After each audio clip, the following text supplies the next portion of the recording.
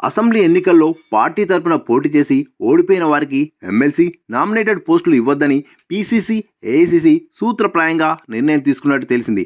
వారికి పదవులు ఇస్తే సెగ్మెంటు పట్టించుకోరని, పార్టీ యాక్టివిటీస్పై దృష్టి పెట్టరని అధిష్టానం భావిస్తున్నది. దీంతో 5 ఏళ్ల తర్వాత జరిగే అసెంబ్లీ ఎన్నికల్లో మళ్ళీ వారికే టికెట్లు ఇస్తామని, గెలిచేలా ప్రణాళిక తయారు చేసుకోవాలని వారికి అర్థం చేయించాలని భావిస్తున్నది.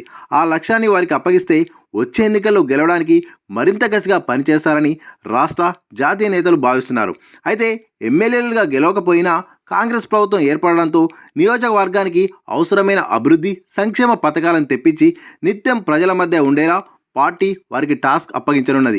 ఇందుకోసం ఆ జిల్లా మంత్రులు సైతం ఇలాంటి సెగ్మెంట్లపై ప్రత్యేక దృష్టి పెట్టాలని పార్టీ నాయకత్వం సూచనాప్రాయంగా తెలిపింది. జిల్లా పర్యటన సందర్భంగా ఓడిన అభ్యర్థులను వెంట పెట్టుకొని తిప్పాలని, ప్రజల్లో లీడర్గా వారికి ఎక్స్పోజర్ ఇవ్వాలని సూచించనున్నది. పక్క నియోజకవర్గాల్లో గెలిచిన ఎమ్మెల్యేలు సైతం వారి వంతు సహకారాన్ని అందించాలని చెప్పనున్నది.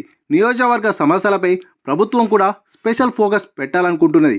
కాంగ్రెస్ అభ్యర్థిని గెలిపించలేకపోయామనే చర్చ ప్రజల్లో జరిగేలా ఆ నియోజకవర్గాన్ని ఆదర్శంగా తీర్చిదిద్దడంపై ప్రభుత్వం ప్రత్యేక దృష్టి పెట్టాలని పార్టీ నాయకత్వం సూచిస్తున్నది.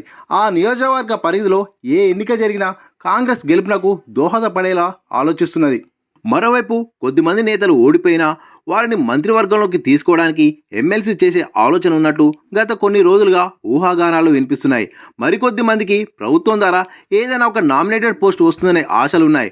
వారి కోసం ప్రయత్నాలను కూడా మొదలుపెట్టారు. అధికారంలో ఉన్నందున ఇలాంటి పోస్టులు ఇవ్వడానికి చిక్కులేమీ లేకపోయినప్పటికీ ఓడిపోయిన వారు ఆయా నియోజకవర్గాల్లో ప్రజల తలలో నాలుకలా మారేలా యాక్టివిటీస్ను ముమ్మరం చేసి పార్టీని బలోపేతం చేయడం ఉత్తమమని నాయకత్వం భావిస్తున్నది. తప్పనిసరి పోస్టులను మాత్రమే సమర్థులైన వారితో భర్తీ చేయాలని భావిస్తున్నది. ఇక లోక్సభ ఎన్నికల ప్రక్రియ పూర్తయ్యేంత వరకు నామినేటెడ్ పోస్టుల విషయంలో, పోటీ చేసి ఓడిపోయిన అభ్యర్థుల విషయంలో తొందరపడి నిర్ణయాలు తీసుకోవద్దనే భావనలో పార్టీ ఉన్నది.